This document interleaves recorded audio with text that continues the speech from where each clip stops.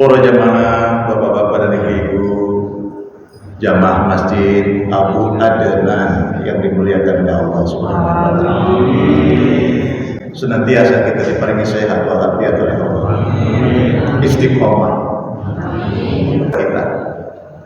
Allah memerintahkan kita ibadah, ya ayyuhan nas, u'budu rabbakum alladzi khalaqakum walladzina min qablikum la'allakum tattaqun. Diperintahkan ibadah agar kita menjadi pribadi yang bertakwa.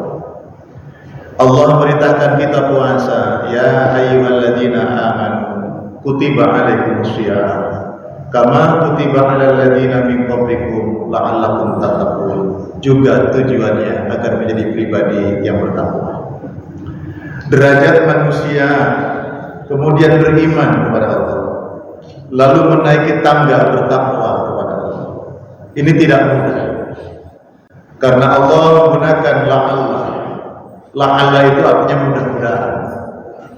Kalau Bapak Ibu menyaksikan putra putrinya ikut kompetisi daftar di perguruan tinggi yang kelas advance, mudah-mudahan anakku iso keterima.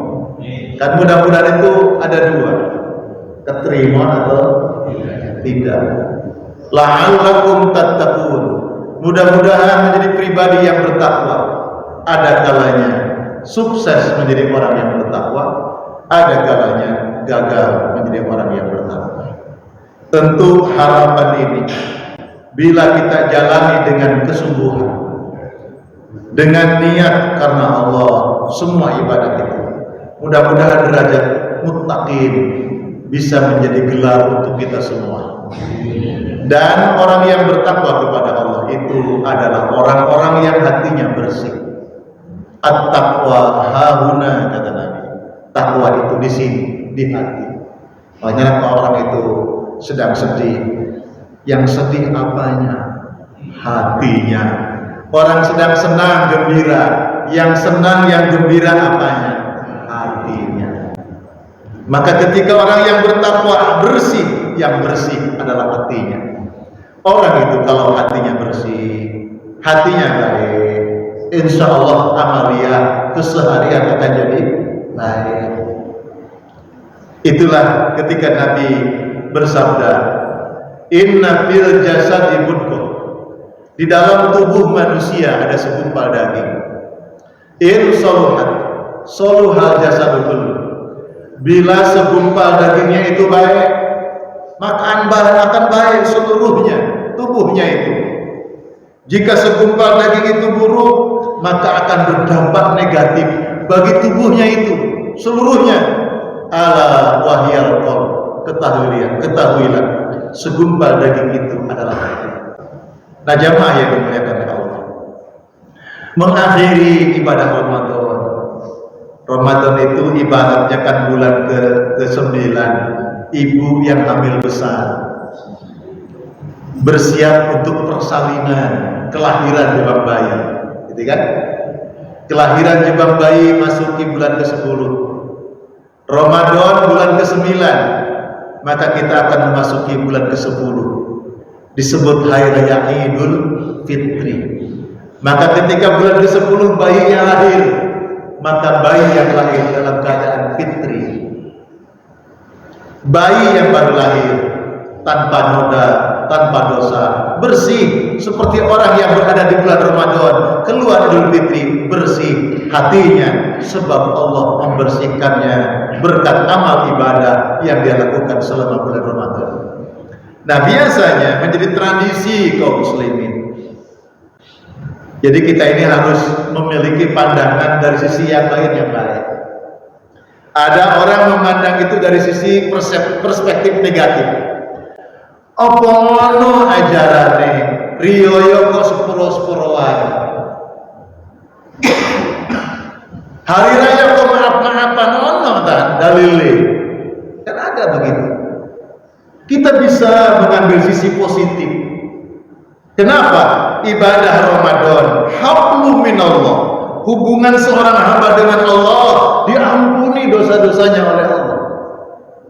Tapi kan ada hadis Nabi yang lain, Boleh dosamu dengan Allah bersih, tapi akan mengganjal kehidupanmu untuk langsung perjalanan menuju surga bila engkau punya hakul adami, hubungan antara dirimu dengan sesamamu ada kaitannya di situ. Mungkin engkau punya hutang, mungkin engkau pernah menyakiti, mungkin engkau pernah membuat luka hati, dan itu belum engkau bebaskan. Itu akan menjadi penghalangmu menuju jannah Allah Subhanahu wa taala. Hablum minallah cakap, maka di momen hari raya itu momentum untuk mencakapkan hablum minannas. Kan begitu. Kan ada hadis Nabi tentang orang-orang yang bangkrut. Al-muflisun, orang-orang yang bangkrut. Nabi pernah bertanya kepada sahabat, "Atadrunal muflis?" Wahai sahabat, tahukah engkau apa itu al-muflis, orang-orang yang bangkrut? Sahabat menjawab biasa. Oh, orang yang bangkrut itu orang kaya jatuh miskin.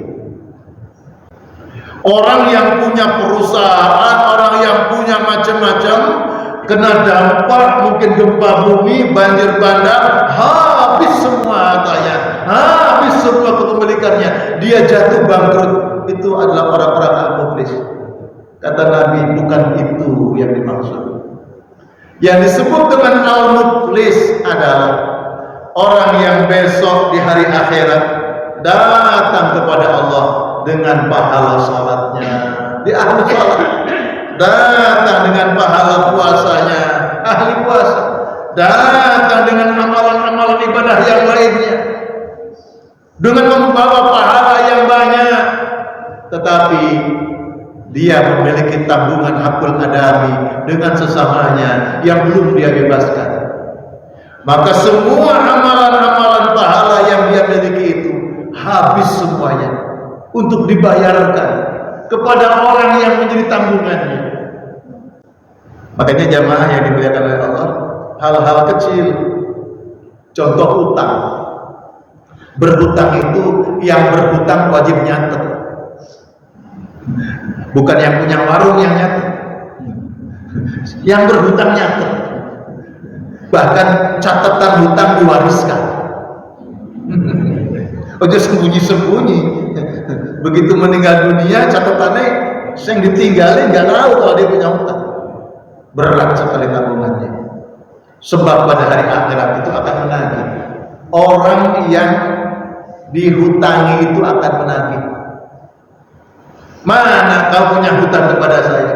Hari ini tidak berlaku lagi uang, dan ketika saya dikubur juga tidak dibawain uang. Lalu untuk apa? Dengan cara apa engkau membayarnya? Itu pahala-pahalamu itu bayarkan untukku. Ternyata yang menagih banyak, hutang uang atau bahkan luka hati itu nanti akan dibayar. Engkau dulu pernah menghinaku, sakit. Di mana sakitnya? Di sini. Sakit sekali. Aku ingin balas hari ini.